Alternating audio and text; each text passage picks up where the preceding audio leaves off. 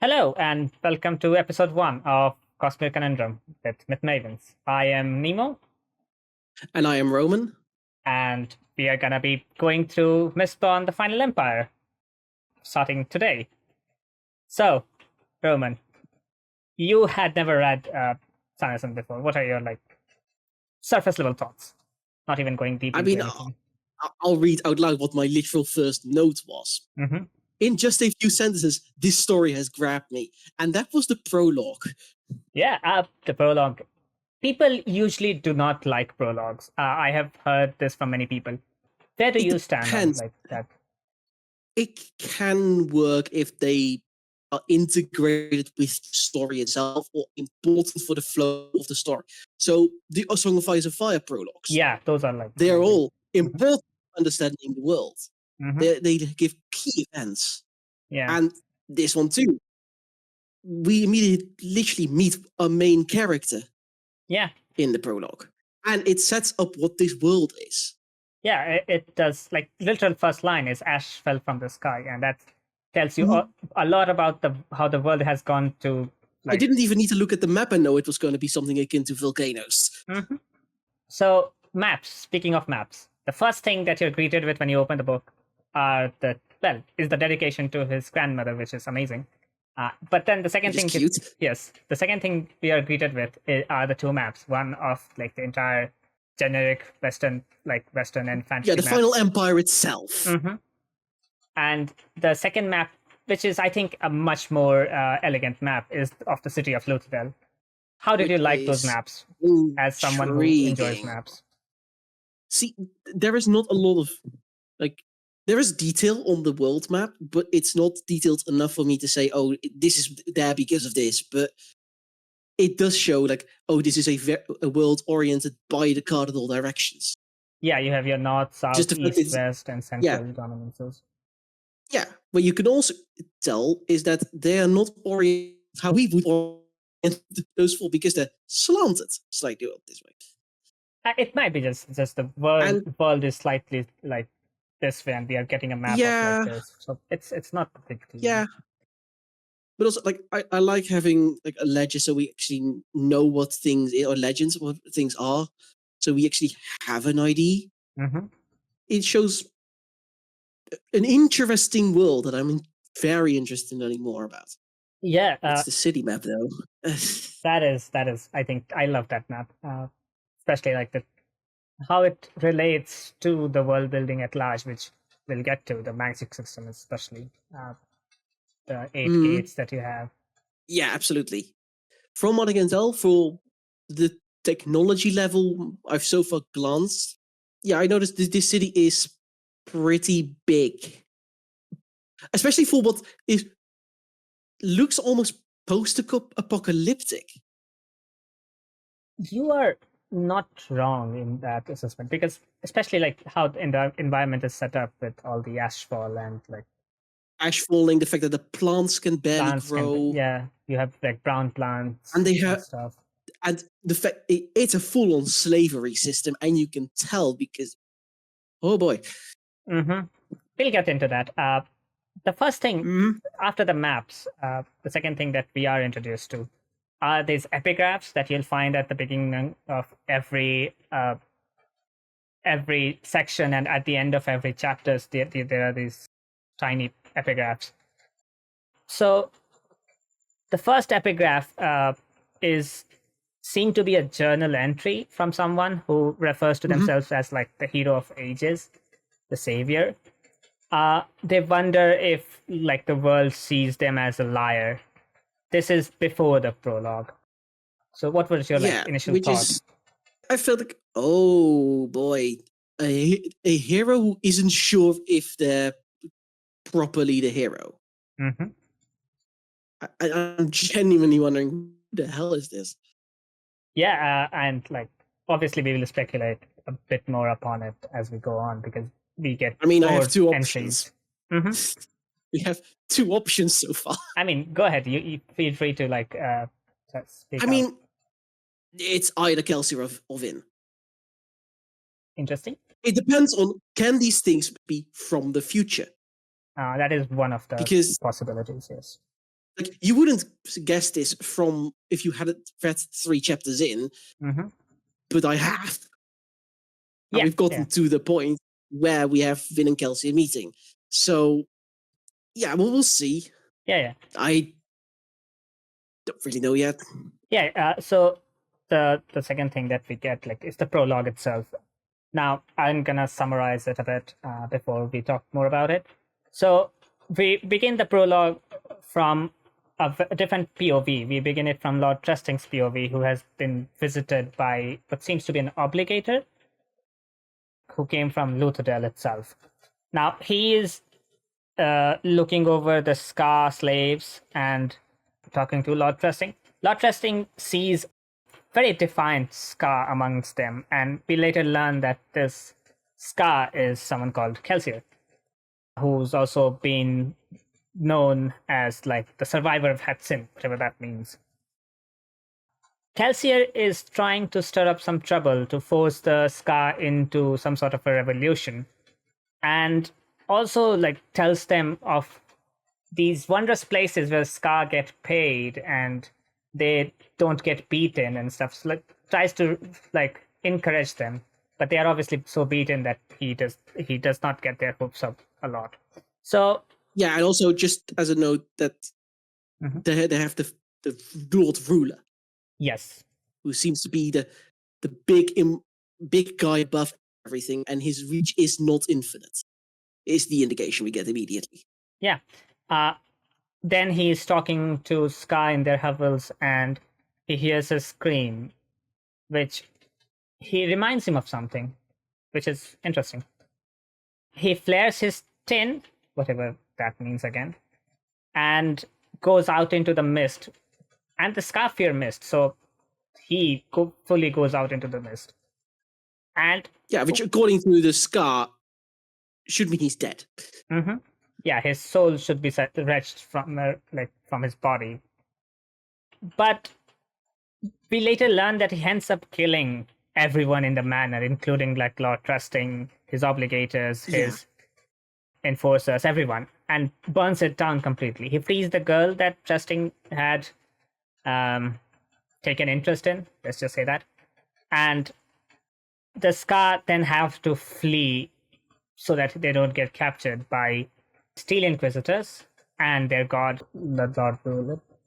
So yeah, they're basically forced into fleeing by Kelsier. Yeah, so the first question that comes up is Kelsier a good person for doing this? That's a difficult one. Yeah. Because these people already had an incredibly rough life. I think from this one is to say that Kelsier is willing to do anything to try to free the Scar. Yeah, and he burns everyone. So, I mean, there might be people who are not. I think really... that he kills, I believe it's basically he kills the Lord, the soldiers, and the obligators. Yeah, so basically everyone who's associated with Lord Trusting. Yeah. Now, there might be people there who are not really interested in having Scar slaves. Not everyone in an aristocracy we is wouldn't bad. know. We don't learn about them. We don't learn about them because Kelsier kills everyone. So Kelsier is like, no, by hook or by crook, I have to do this. So yes, that is the question that we will be answering throughout this book, if he's a good person or not. But his motives are good. He is trying to free the Scar. Yeah. And that I mean, I am tempted to create a whole skill system with an arrow, just pointing up, is he good? Is he bad? Yeah. We also hear about these Steel Inquisitors and how they are inhumane. What was your first impression of them before you meet them later on? Just felt like, oh, this is going to be just Inquisitors. Just your regular old Inquisitors. Yeah. But as we learn later, they are something terrifying. They're a bit more than that. Yeah. So, anything in the prologue that grabbed your attention?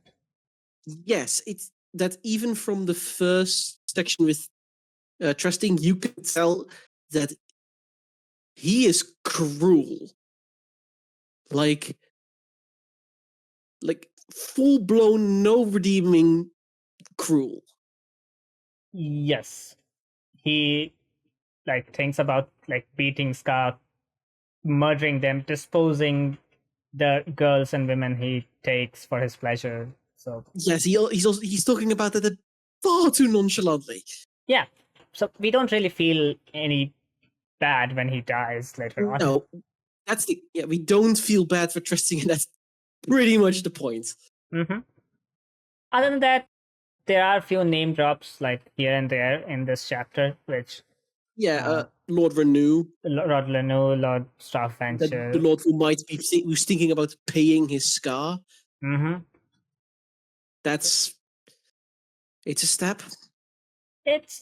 I mean, good on you, Lord Renu, for doing something, the bare minimum. It reminds me of history a bit too much. Yes. It's no worry, they're no longer slaves. I am paying them. Mm-hmm.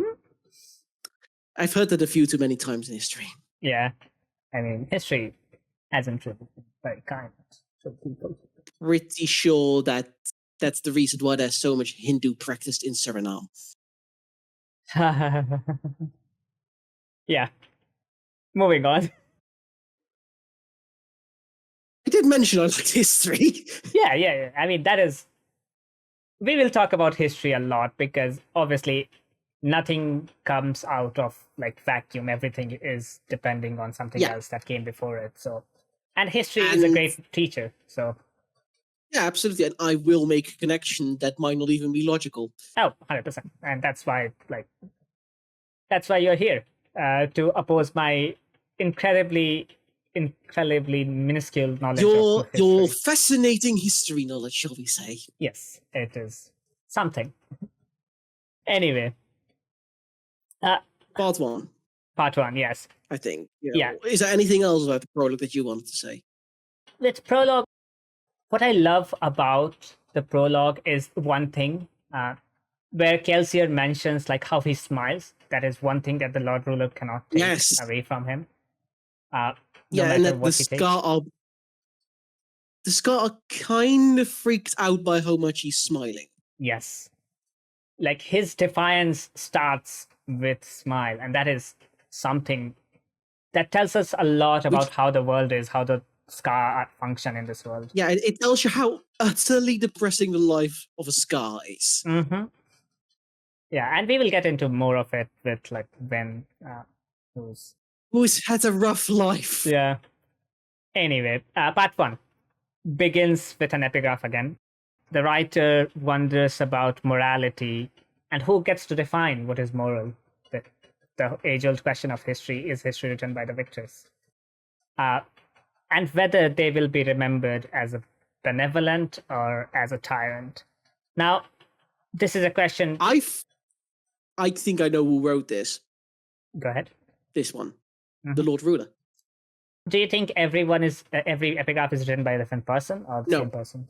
I do think they're written by different person. I don't think they're all written by the same. I think this one is specifically from the Lord Ruler, because it's perhaps another person reading of my life would name me a religious tyrant. Yes. And then the last one, in the end, I'm the one with the armies. Yes, that is and it also talks a lot about religious fanaticism, how religion works, and how how I clicked to another screen. Yes, that's fine. How religion comes about and who gets to define what religion is. Yeah. And that is something which has been a long-running thing throughout history. Yeah, it is something I find quite interesting. I've studied quite a few religion and how mythologies and how they evolved.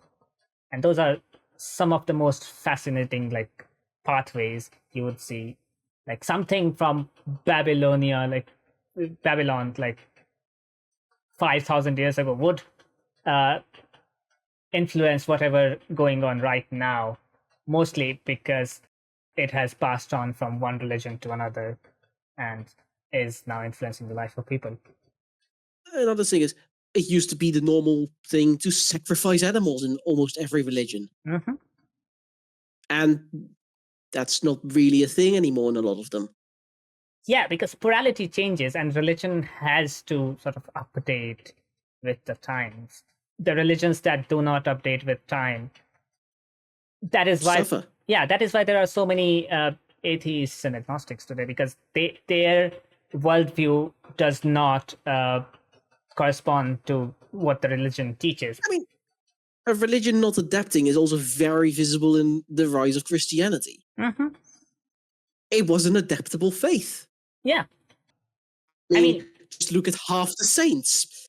Yeah, they were just taken from the local legends and then put into, like, even in India when Christianity like first came, they were trying to portray Jesus as one of the avatars of Vishnu, who's known for having avatars. So there are those pathways that do exist with the evolution of religions every time. Anyway, Well, let's go into chapter 1. chapter 1.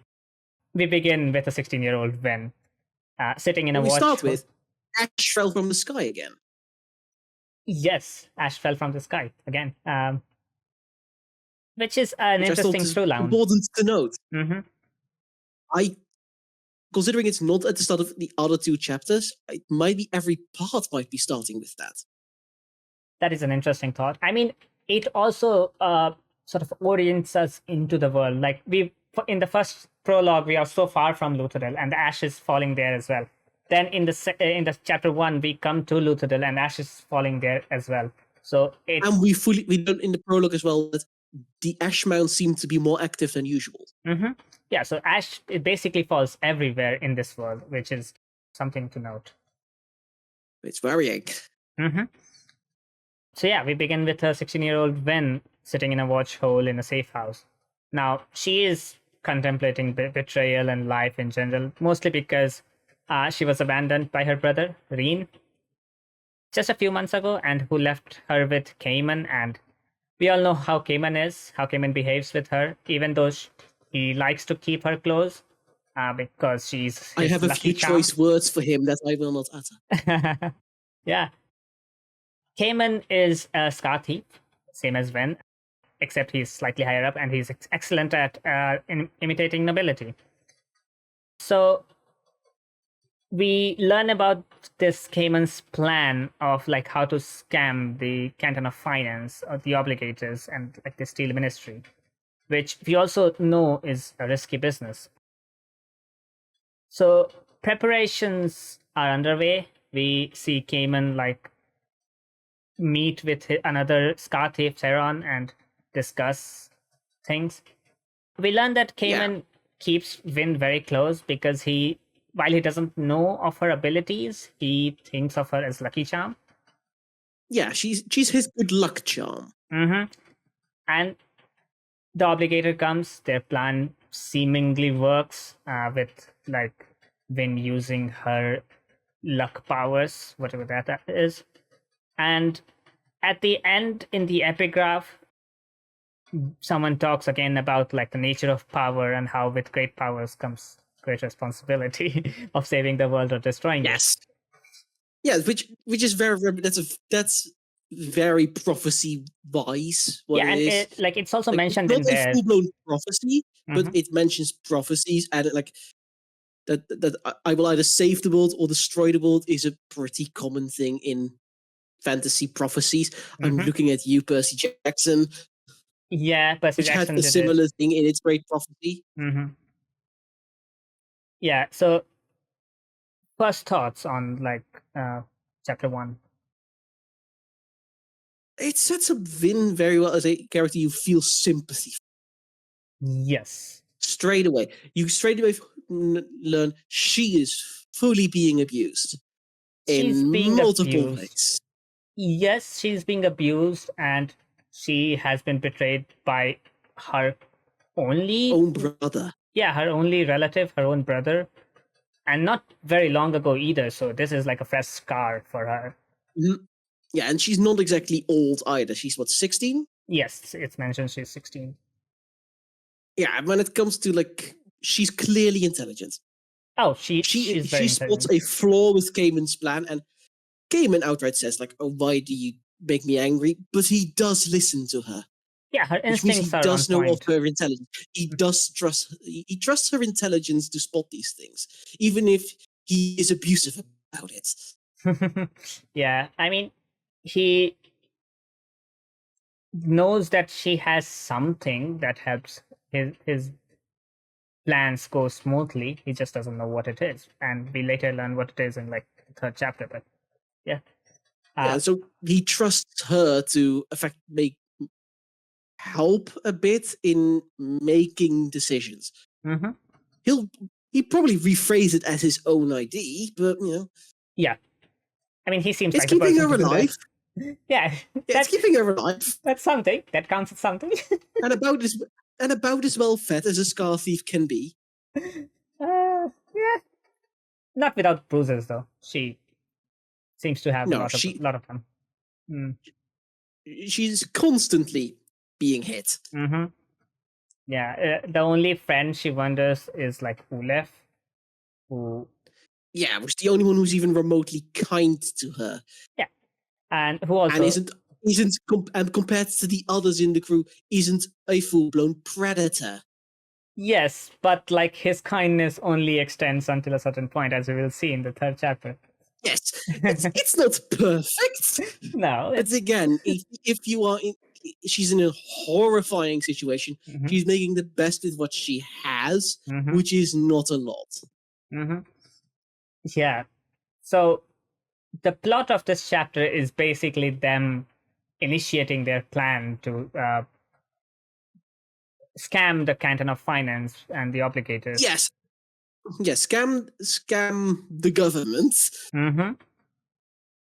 But also making it very. This government does not have much control at all. Not in Luthadel. It is purely no. The fact they cannot tell that this Lord Jadu is not the Lord Jadu is a bad sign for government control. To be fair, they do not really have any communication device in this world. They don't seem to have much. They seem to be traveling almost exclusively by riverboat. Mm-hmm. But it's also just a thing of they're ruling through fear. Yeah. They rule through the fear of the Steel Inquisitors. Mm-hmm. Yeah, and I mean, it is a very granted genuine fear because we later learn what they are. But yes, their plan seems to work fine until we move on to the next chapter. Where I suspect what's going on. Mm-hmm. Yeah, chapter 2. Standing atop the city wall, Kelsier looks over Luthadel and its various areas, particularly the keeps. Yeah, we get some world building of Luthadel itself, which is everything is ash covered. Yeah, everything is covered in ash. Also showing that even the nobility cannot keep their keeps clean. Everything is blackened by soot and ash.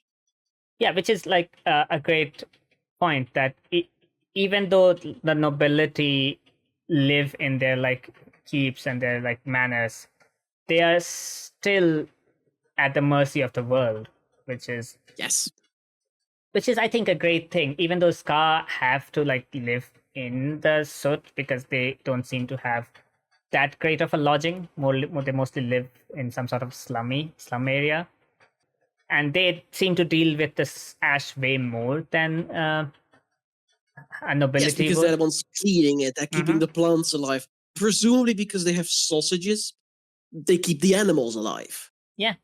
We learn about the sort of the hierarchy of Luthadel. We have the Lord Ruler. Then we have great houses that can maintain a keep in Luthadel. And then you have sort of minor houses who do not have a keep, but they wish to be. Large house. Yes, and every noble wishes to be among the great houses. Yeah, and we also learn what separates nobility from Scar is that they helped Lord Ruler in the ages past, and so Lord Ruler sort of granted them nobility, basically. Yeah, it very much feels like in the beginning, at least, the Lord Ruler had absolute 100% control. Yeah, it does feel like that with the way the interactions between the ministries and all that, I don't think the Lord Ruler has 100% control over everything anymore. Yeah, I mean, in the prologue, we learn that the Scar and the nobility are not supposed to mix because Lord Trusting says that he disposes Yes. of every. The big thing is that the big thing he's keen on is preventing the intermingling. Yes, which is what the Inquisitors are for. Yes, and then immediately we learn that Kelsier is a half-blood. Yes, which is like, oh, it's not a flawless system. What a surprise! Yeah. So obviously there's if Kelsier is there, there's supposed to be many of them. They're the half-bloods and those who have the blood of the nobility. Kelsier dresses as a minor nobility, which is interesting. He says he does, but he does that pretty much as a disguise in Luthadel. Yeah, he says that like it avoids like guards and stuff because they don't want to mess with the nobility. Yes, which also indicates that obviously they don't recognize faces, but it also indicates a very lax way of recognizing the nobility. It's like, if you are in the clothing of the nobility, you're nobility. Yeah. So I mean, what the only thing that could prevent any scarf from wearing like the garbs of nobility is their how they speak, because usually there is if there is a class divide, there is dialectal difference between the high class and the low class, but also their expressions. Yes. The Scar have been fully ingrained with never smiling. Yes, and Kelsier, because he smiles so much, he comes off as someone who does not belong within the Scar. So that creates some sort of middle class that Kelsier belongs in, not high class, obviously, and neither low class either. I do think there are. Well, I think what we have seen is there is a class difference between the Scar, because city Scar are very different from farms or plantation Scar. Yes, and even city Scar are not so much free, but they are less slave-like. Yes, they are more. They still have to work. They are still slaves, but they are not beaten or whipped into submission at every moment of their lives. Yes, I mean that's the difference between like someone who works at plantation and someone who works at. We have even seen this in history. Like some those who work at plantation and those who work in industries are very differently treated. Yeah, pretty much. It's those who work the plantations suffer, and those few who work in the manors, in the castles, are relatively lucky, and that's relatively. Yeah, I mean, relative to the they're still shit out of luck. Workers, like they're still shit out of luck. Yeah.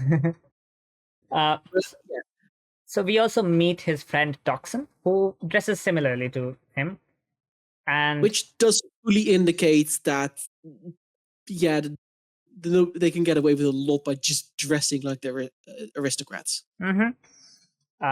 They talk about Lord Trusting's death and if Kelsier had a hand in it or not, and Kelsier basically shrugs. Yeah, and he smiles while saying, "You could say that," which is another big indicator. Like, he's proud of what he did. Yeah, he's not even hiding it.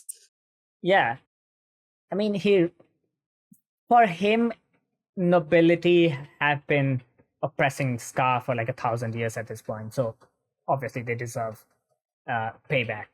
So his plot is very much motivated by revenge and some sort of like inciting revolution, but he's not doing it actively, very passively. Like he's starting at the like borders and stuff, as we saw in the prologue, and then he's moving into Luthadel. Yeah. And we also learn about Kelsier having a brother in Luthadel. Yes, Marsh. We also learned that he was part of a rebellion, but he has left the rebellion, I think. From what we get from Marsh, I think Marsh might be disapproving of the random murders. That would make sense. He said, because Dr. Sabiscus, your brother never did approve of our methods. So either he's even more of a radical, or he's very much anti-death. That would make sense. In every rebellion, you sort of have two sides. You have those who want to be peaceful about it and go about it in a peaceful way. And then you have the radicals. And not one side is necessarily wrong. One of them has obviously been fed up of how the system has been working for years. And the other 1,000 years, I think. Yeah, 1,000 years is a long time. Like, yeah, it also explains fully why the Scar are broken as they are. Yeah, like imagine a segregation existing for 1,000 years. That's people don't remember anything. And a fully enforced segregation where they are not allowed to have culture. That's not in real life. Slaves created their own cultures, mashed things together. The Scar do not get the opportunity. Yeah, I mean they're very much kept separate from each other as well. Yes, they also don't seem to have much free time. Yeah, that would make sense. Also, like they fear mist, so as soon as mist comes out at night, it's not like they have night to revel and like enjoy together. No, the mist comes out at night, and they're deathly afraid of mist. So they go into their hovels, this like bunker down, and they hide. It's not like they go out and like mingle with each other. So in the day they work, and at night they just hide. Yeah, just a thing, Nemo. And suddenly, poof, there is light. But yes, Toxin and Kelsier then talk about some form of meeting and several people who will be attending it. They also... But they need more people. Yeah. That's a big point. Yeah, they also talk about Vin. I don't think she's mentioned by name, is she? She's not mentioned by name. Doxon basically says that he wants to show something to Kelsier. And we learn later what it is. But yes.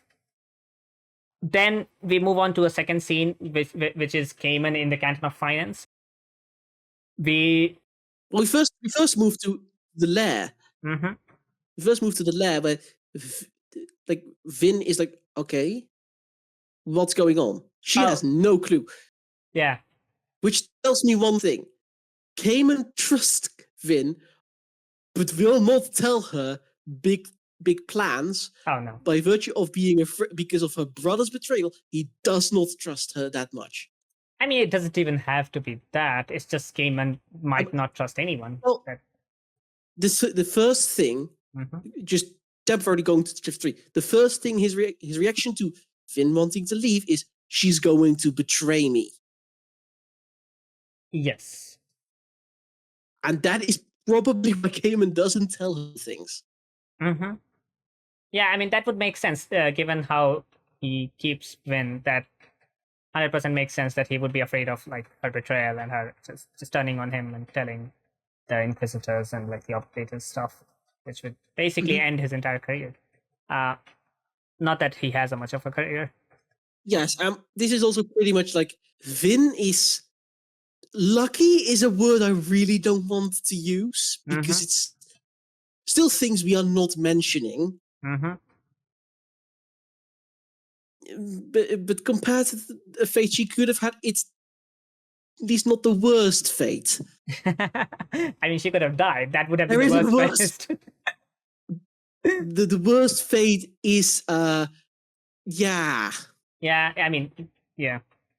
Yeah, Scar don't really have a very good life. Things at some point. They don't have a good life, and if you're a female Scar, you're... That was going to be played. Well, I have said before, so have fun with that one. Oh my god. That's fine. We see Cayman trying to betray Theron. That's what happens in the lair. And he takes Vin with him to the Ministry again because he doesn't know really about Vin's powers, but she's their good luck charm. She is his good luck charm. Yeah. They meet an even high-level obligator this time. Like last time they met Prellan Laird, and this time they meet High Prellan Arya. Yes, and we come on to one of my theories. Go ahead. Which I think you might agree with. It's the reason this meeting was permitted with a High Prellan was because the previous Prellan had a feeling something had happened to make him agree, but he wasn't sure, and they wanted to be sure. Yes. I mean, I mean, they are like obligators, and this is a powerful world, so they might be taught how to recognize Well, we learn what is later happening. they are taught to understand those signs, Mhm. so it makes sense that they recognize what's going on, and Yeah. why there's a high prevalent for it is because he's better at sensing it. Yeah, and He could just say, "Oh, was it just a convincing argument, or is there something going on, and who is responsible for it?" yeah, and like, Vin thinks about all of this. Vin's intuition is on point. She finds it very suspicious that a high prelin is meeting Lord Jadu. For a minor deal, And it's a minor agreement. yeah, like a 3,000 boxings. I don't know how big a boxing is supposed to be, but From what still. we can tell, if they offer 50 boxings per hat and it's normally 100, 3,000 is not going to be a lot. Yeah. So despite this, Vin chooses to influence the obligator with her luck. And soon we realize why High Prelin was sent. Yes. That they were aware of Allomancy and wanted to capture Vin and Cayman, basically. They wanted to suss out where is this coming from, which of the two is it? Because they knew the second Vin was taken in, but they already knew the second Vin was taken in, it's the girl. Yeah. Yeah. So we finally meet an Inquisitor. Incredibly creepy. That's steel spikes in the eyes. That can't be comfy. Yeah, I mean, imagine like steel spikes going through the front and out the back, and I'll send you a picture that someone sent me. Great. And but I needed body horror. Yeah, that is a bit of it. But yes, like that is such a bizarre concept. It reeks of magic. Like some weird form of magic. It's not even like the same as what Vin is doing. It's some very weird form of like magic. Yeah, but also important to notice, the second the agreement is made between Cayman and the High Prelin, we switch perspective to Kelsier. Yeah, and Kelsier vows to sort of take away the Inquisitor so that he does not capture them. Yeah. Also, we learned we've learned a tiny little fun fact about Kelsier. It's pretty clear he likes cakes. Yeah. He's a fun little character. He's clearly in love with cakes. I mean, cakes are good. Come on. Cakes are always good. He literally, as they leave the what's it called? Canton of Finance? Yeah, as they leave the Canton of Finance, he just grabs 4 more of the cakes. He keeps munching on them. I mean, he is not afraid of Inquisitors. That much we see, which is surprising. Absolutely not afraid of them. Which is surprising given how like creepy they are made out to be. And even they are smiling, which is the smile battle between Kelsier and an Inquisitor. Yeah, but also the second mention of Marsh is that Doxson knows about Vin from Marsh. Yeah, so which, I mean, how did Marsh get to know about Vin? Well, we learned that. Oh, did we? Cayman got scammed. Cayman scammed Marsh. Oh yeah. Yeah. Cayman scammed Marsh. Vin was there. Yeah. And Marsh is Kelsey's brother. Kelsier is obviously capable of this elemency stuff. Marsh would probably know the signs. Yeah, that would make sense, especially as how if you're 2 brothers, who's your best test subject? It's gonna be your brother. Yes. Yeah. Kelsier then drinks like a solution of 8 basic elementic metals, as it is said. We learn what those 8 metals are: the iron, steel, tin, pewter, copper, bronze, zinc, brass. Some of them do some things. 4 mix. Yeah. 4 pure, 4 mix. 4 pure, 4 alloys. Interesting. And then the chase begins. It's very important to know that Kelsier doesn't fear Inquisitors. He's not gonna kill this guy. He doesn't want to like engage them. He just wants them to get away from. He just needs to distract them. Yeah. Yeah. In the epigraph, we also learned that it's burning. Well, it's also you learn that burning tin increases your senses. Yeah. Burning zinc increases emotions. Yes, I think because so. he specifically burns zinc Mm-hmm. and yanks on the Inquisitor's emotions. Yeah, so zinc yanks at the emotions, tin gives you increased senses. I think we also get mentioned of what pewter does. We get a mention of a pewter arm, I think. I am not sure what they do yet, though. Anyway, we go to the epigraph, and we see whoever's the author is arrive in Terrace. Now, Terrace was mentioned in the previous chapter with like its prophecies and stuff. And yeah, the author wonders how the agrarian culture of the Terrace people can give rise to like these vast world-changing prophecies. And like, come on, prophecies always come from the weirdest of places, and if it's a completely agrarian colony, it's not like Delphi. Not like Delphi was in the most logical location to put a temple to a prophecy god. Yeah, I mean, it's in practically the middle of nowhere, Greece. Mm-hmm. If it was in the middle of the Peloponnese, it would have made a lot more sense. But no, it's in Phokis. Yeah. Anyway, yeah. So that's just how it wonders. I know this stuff. Oh yeah, I just know myths. I don't know where and what took place. Mm-hmm. With this one, I am starting to think they might just all be things from the Lord Ruler. That would make sense, given how like they're all from the distant past, and that would make for an interesting one. But because this one is clearly not in the current era. No. Yeah, the agrarian colony doesn't. They mentioned the color green. Mm-hmm. Yeah, the green color is distinctly mentioned as not being the case anymore. The trees are brown. The crops are brown. Oh, with that mountains with bald snow caps. Snow. That's impossible with all that. Mm-hmm. So. Yeah. Yeah, those are some interesting things that keep happening at the end of each chapters. This is gonna get intriguing. Yeah. Moving on, chapter 3. Now, we start with Cayman counting his coins that he thinks he has scammed from the Canton of Finance.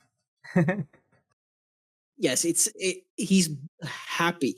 This is also one, they are laughing. They are so pleased with themselves. Yeah, like, he really thinks that he can scam an entire, like, ministry that has been set up to oppress people for like 1,000 years. It could have worked a bit better if it wasn't for the fact that the complicators kind of clued in on the fact that someone was using something. Do you think if the second time he had not taken Vin inside like the Canton of Finance, this would have worked? I think they would have. I think what Vin's push to make him agree in the previous chapter, I don't think it was her. I think it was he noticed the pull of her and he immediately agreed. There was no hesitancy. And he's a high prelin. Yeah, and he smiled. He's a high-ranking obligator. To be fair, he flipped straight away from hesitancy to agreement. Yeah, to be fair, we do know that Vin noticed him smiling.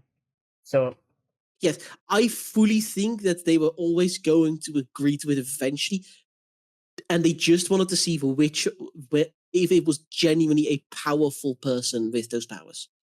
Yeah, and we learn why later on, why they want to. And basically, if it wasn't for Kelsier and Doxon, this thieving crew would be dead.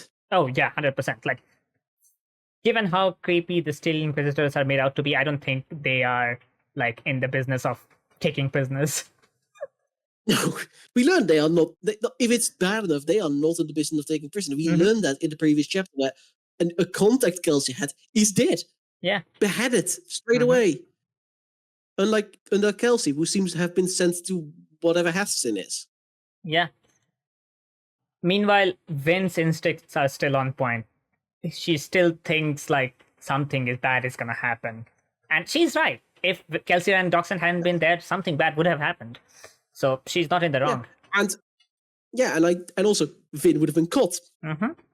Yeah, so she keeps focusing on Reen's words in her mind of like how everyone will betray her and how like bad things happen and stuff like that, which Probably the annoying. only use.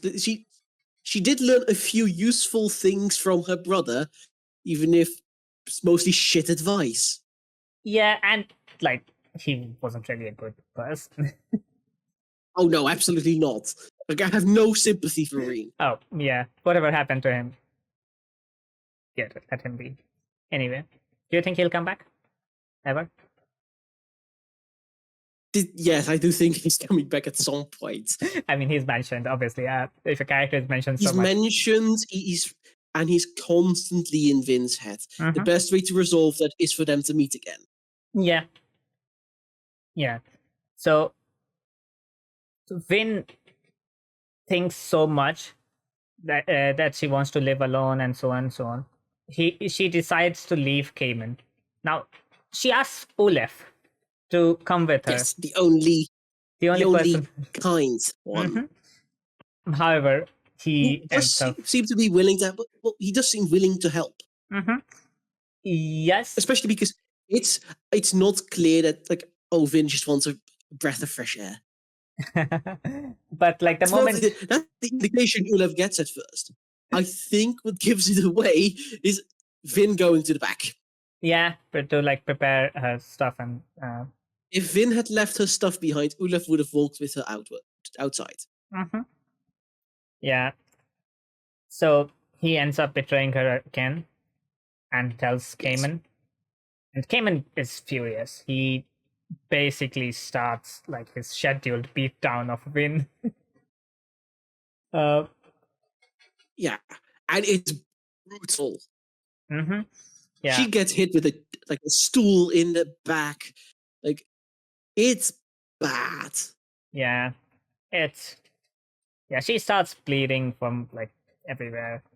No, she's hit so hard. She twists her neck so badly she can barely feel herself fall. Mm-hmm. Yeah, that is bad. Mm-hmm. Yeah. However, thankfully, Kelsier interrupts. Kelsier basically punches the lights out of Cayman.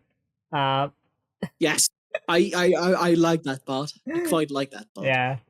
And he also basically like soothes his emotion down so much that he can't even get up. Yeah, the combination of soothing his emotions so much and the massive hit. Mm-hmm. Yeah. Then sort of he informs every other member how he dealt in quotes with Stale Inquisitor and lets them think. Which is a very good word, very good phrasing. Mm-hmm. It also makes everyone be scared. Yeah, I mean, they very much think that he killed when he just said dealt. Yeah, and he killed a Steel Inquisitor, which is not supposed to be possible. Yeah. Then people and then recognize him, obviously, with his scars on his hands. Yes. And except for Vin, who's not been told a thing. I mean, she has lived under the shadow of her brother for like most of her life. Well, also, it's very clear that she tries to be on her own as much as she can. Mm-hmm.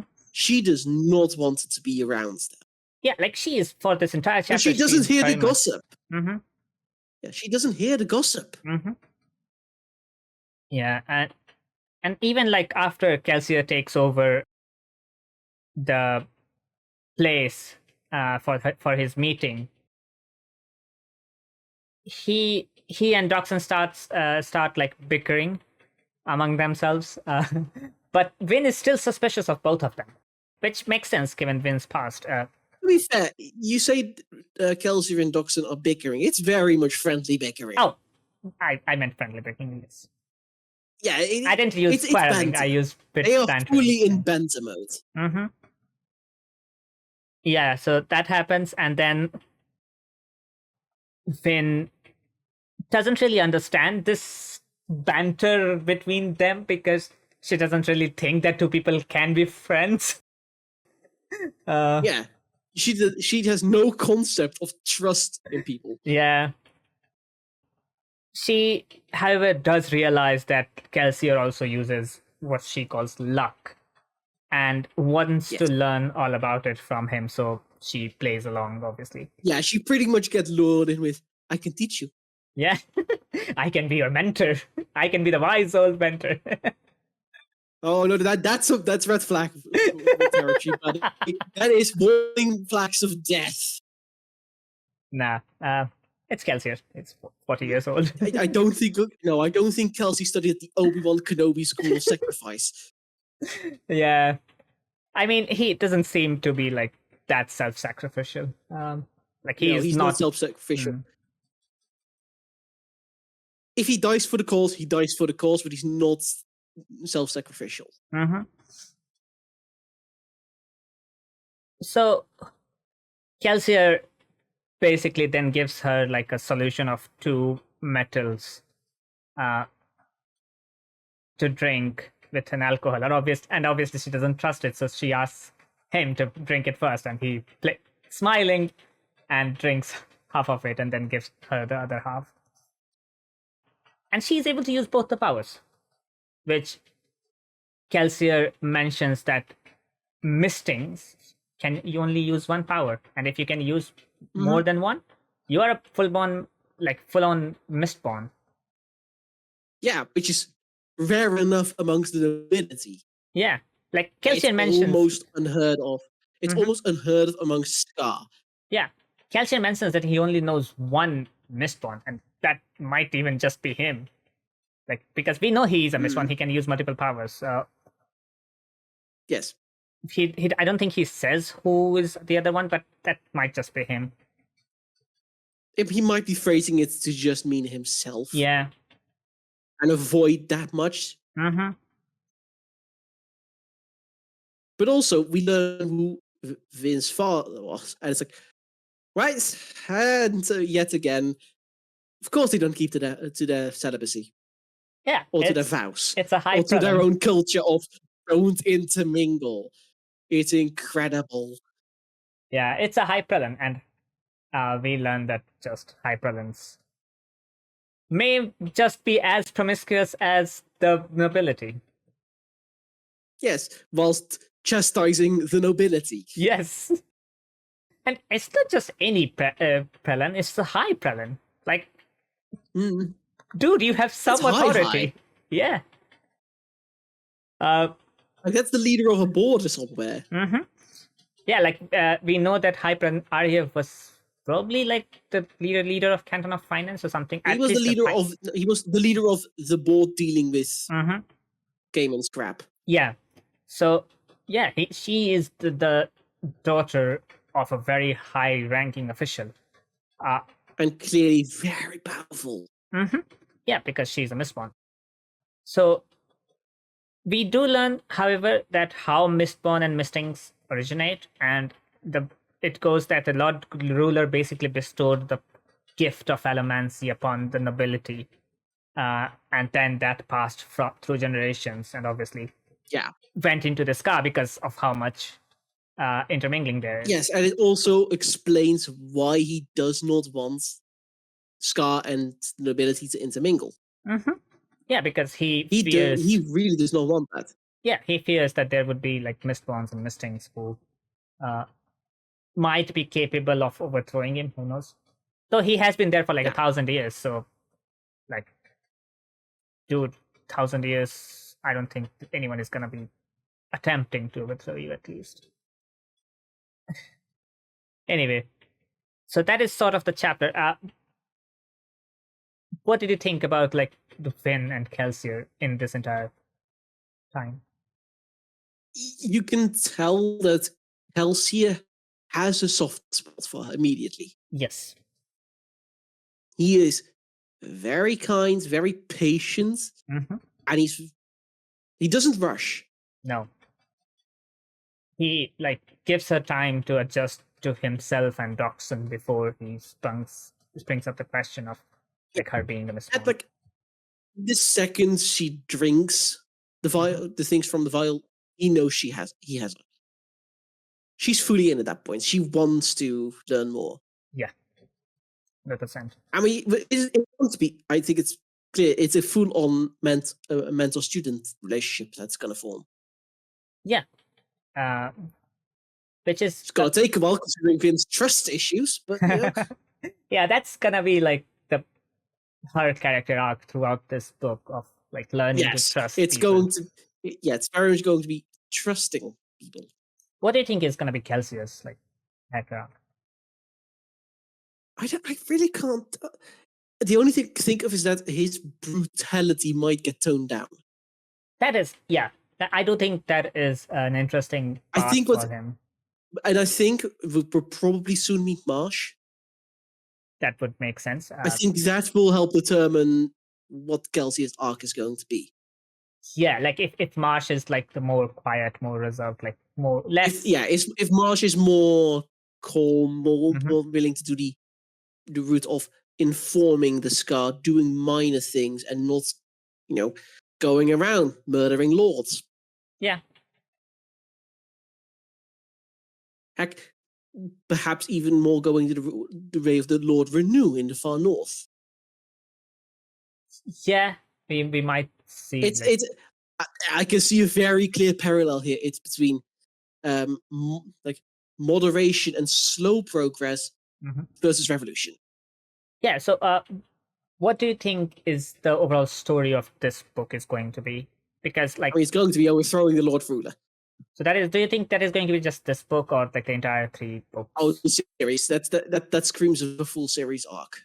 Yeah, that does scream of a full series arc because I mean, obviously you are like 5 people now. You have to generate basically an army to get Lord Ruler to bow down. I think the first book is mainly going to be introducing the world, giving us the basics, because we now know of 2 or 3 of the metals. So yeah, we might learn more. Yeah, we might learn about the other. So we know that there are 8 metals at this point. So we might need to learn more about all of them. Yeah, we need to learn more, and I think the next few chapters are going to just help with that. Yeah, I think the next few chapters we're gonna get Vin learning about the Calomancy and her powers and other stuff. Yeah, I do think we're forgetting one thing. The bit at the end of the chapter. Yes, in the epigraph, the author, whoever that is, talks about going to the highlands of Terrace. Now we know Terrace, so sort of a mountainous region, and wonders about like hiring Terrace packmen because obviously to carry the stuff and show him the way. Yeah, and it's specifically the word quest is used. Yes, it's a quest, which is an interesting choice of word because obviously we don't get much of this. I do like that they don't understand what the glacier is. yeah. I mean, if you have lived all your life in like a plains, temperate climate. Yeah. I have lived all my life in the Netherlands. Netherlands. I have lived all my life in basically the plains, but if then you go to like highlands, like mountains and glaciers and fjords, you're gonna be surprised. Yeah. I know. I visited the castle in Wales last year. Yeah. My friends kept making jokes about it. Yeah. So that's seems to be like the plot of this entire book. Yeah. What are your final thoughts over this 4 chapters? It's a very good introduction. Yeah.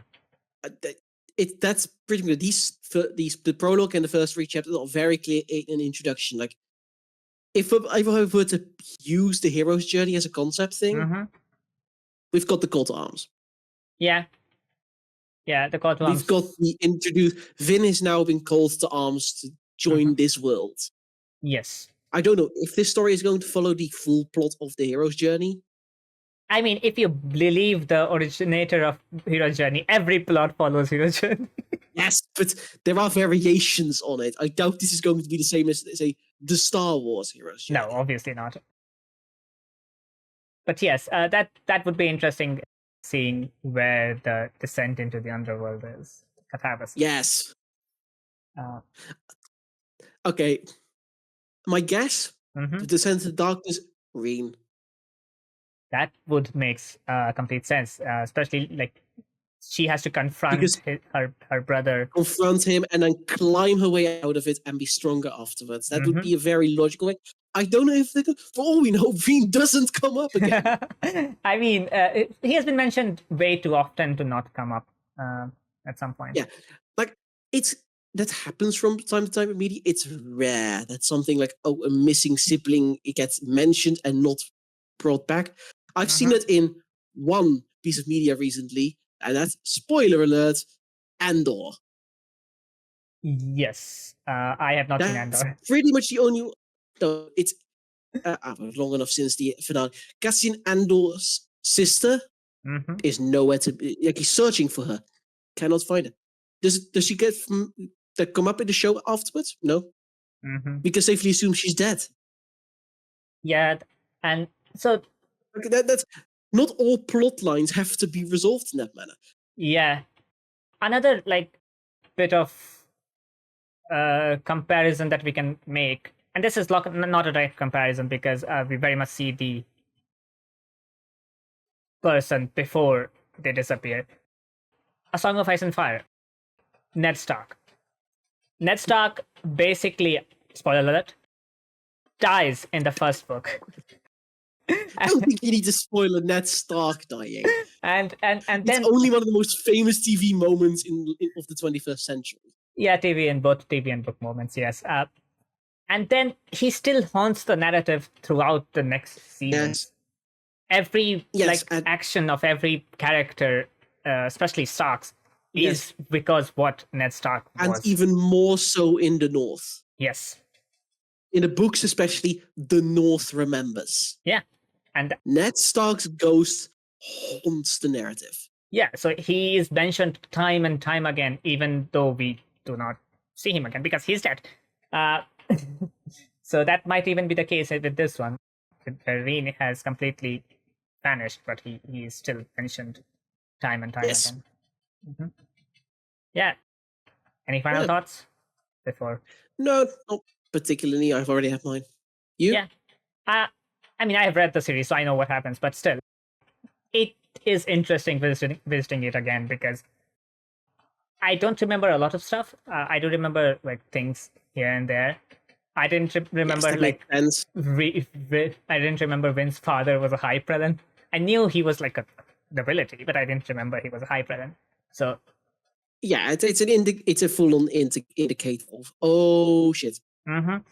so yeah, those are the things, and I am pretty sure like we'll have more such moments throughout this book. Yeah.